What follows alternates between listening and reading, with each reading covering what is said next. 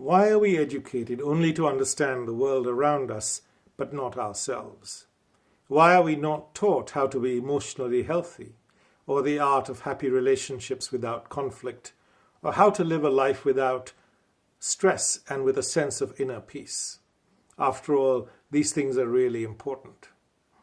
My name is Manoj Krishna, and in this video I'm going to talk about self-awareness, which leads to emotional intelligence, and how our lives can be transformed by understanding ourselves deeply.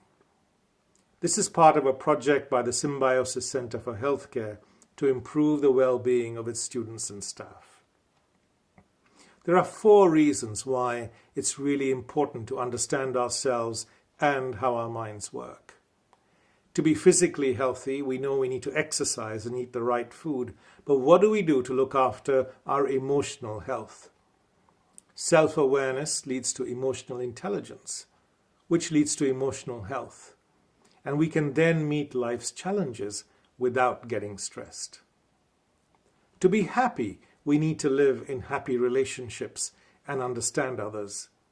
The best way of doing that is to understand ourselves, because our minds work in similar ways.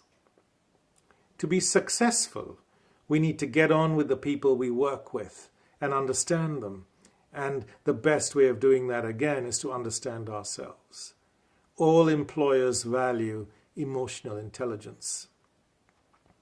And lastly, since many of our problems first begin in the human mind, we need to understand how it works, because that's where the solutions lie as well.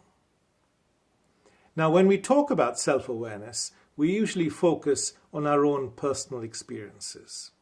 But it is perhaps equally important to understand how our minds work behind the screen of our awareness, because this is the same in all human beings. After all, the fear you and I experience is the same, so we can study it together. In the light of this understanding, many of our problems can dissolve. The beauty of this approach is it requires no authority figure, no new belief system, and no set of rules to follow. All we need to do is understand ourselves and how our minds work, and change can occur without effort. To begin, we just need to observe our thoughts and feelings and then question what lies behind them. For example, we may notice how poorly we listen and ask why that is, or notice our need to feel important and ask what lies behind that.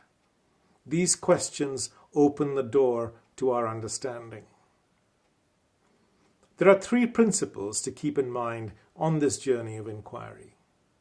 The first is we need to be honest with ourselves and accept the facts as we find them without labeling them as good or bad. The second is to realize we all have a fear of change. We are all attached to our opinions and our beliefs, and that blocks any meaningful inquiry. And lastly, it's essential to realize that to get the benefits of this understanding, we need to discover it for ourselves. After all, you can read a guidebook about Rome, but it's not the same as going there yourself. I hope you will be inspired to now begin your own journey of inquiry, to read the book that accompanies this video called Understanding Me, Understanding You, and discuss all this with your friends. This understanding may not only transform your own life, but also lead to a better world. To find out more, please visit the Human Enquiry Project website at humanenquiry.com. Thank you.